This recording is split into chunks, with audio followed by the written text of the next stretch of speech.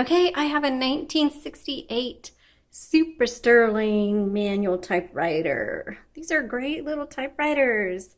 And if you are wanting a manual typewriter that you want to get started in, this is a great beginner.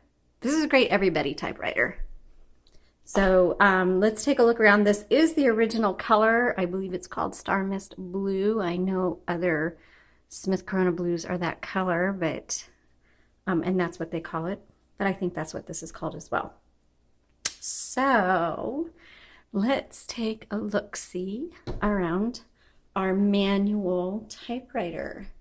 So this is your carriage right here, and this is where your paper is going to be going in here when we do that here in a minute, right against this back plate that looks like a ruler.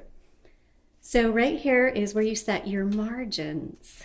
Computers, they either auto set or somewhere, but on here you manually set them wherever you want. And then the paper guide just helps you be consistent in how you load your paper. So to move your carriage, there's a lever behind each roller handle here. This roller is called a plate, by the way. And you just pull in the lever and that releases the carriage. You kind of have to hold the carriage while you release it, because if you don't, it's just going to go flying, because there's a band in there called a draw band that will has tension on it, and it goes back over there. So you can bring it to either side, and the carriage is gonna move within the margins that you set. So when you get to the end of your line, you're gonna use your return handle, which takes you to the beginning of the line, and it advances either 1, 2, or 3 lines. You set that right here, depending on where you wanna set that. Now I'm gonna release the carriage all the way to the left before I open up this top. As you noticed, this one, the exterior, the paint on it is in excellent condition, so we don't want to scrape that up. Now we're just going to pull that forward, and inside you'll see a ribbon spool, and this is a universal ribbon, so any universal ribbon will work, and you can purchase those on our Etsy shop or our website. And you just they just slide in there, and there's a little metal pin that sticks up, and you want to make sure that pin just falls into one of these 4 slots so that the spool will turn. When you thread it between the guide wires that you'll see right here, and make sure your black is on the top and red is on the bottom. Now the spool, when you get to the end of the ribbon, there's still lots of ink in that ribbon, but what you have to do is you have to reverse the direction. And the way you do that is this lever right here. And it's very simple. It doesn't feel like you've even done anything, but it's reversed the direction. And you can just go back and forth with this ribbon till you've used up all the ink and then replace it. Okay, let's close this up. Right here is your color selector. So up is black, bottom is red. The LMH, that just determines how hard your type bars, which this is a type bar, and the whole thing is called an escapement. This type bar, it just determines how hard you want it to strike your paper. Usually you can't really tell much of a difference, but sometimes you can. So again, your personal preference. So this typewriter does have a tab, and here's your tab right here. So if you were to go right here and hit tab, then it would move it, and you can clear it. And then you can move it where you want it. Let's say you want to set it, just hit set. And now if you hit tab, oh, hold on. Let's try to clear that. There we go.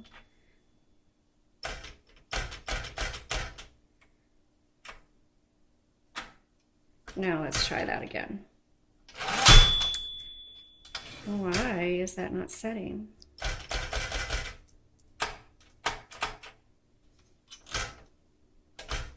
There we go.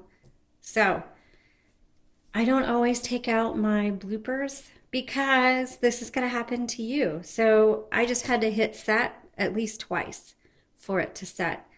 The clear, you have to hold the clear down. So, oops, tab, hold the clear down. While you're holding it down, pull in your carriage release and move your carriage back and forth to clear the tabs, okay? So that's why I don't always do my bloopers, because you guys are going to run into this, and at least you can see how I handle a oopsie, or I'm not sure what's going on here moment. Okay, let's go ahead and type. I know this makes it for a longer video, but in the long run, you are going to find this helpful. And then you will thank me. Okay.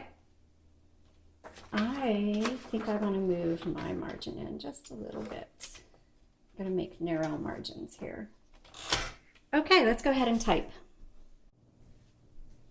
Okay, so this is a 1968 Smith Corona Super ST or Sterling. Yay!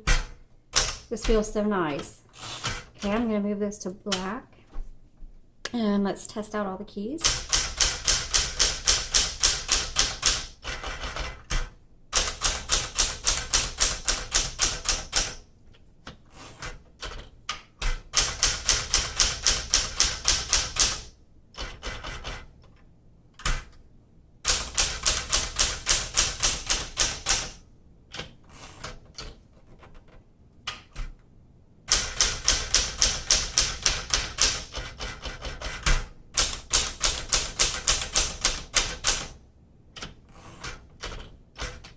All right, let's do some typing here.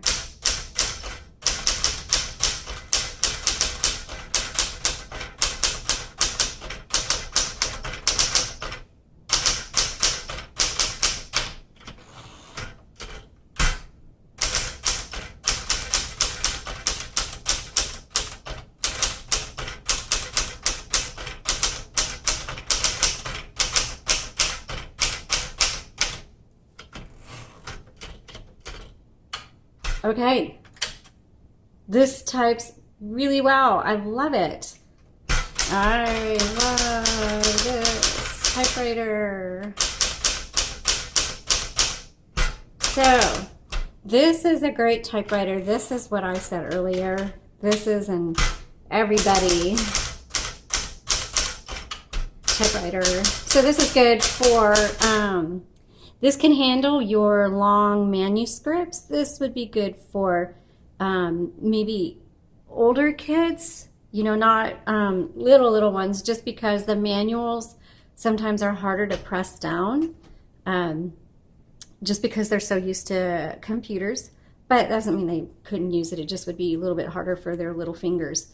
But I would say like preteens and teens, this would be a great one. This is great for college students who want to work on their papers with it. Again, it could be useful for everybody.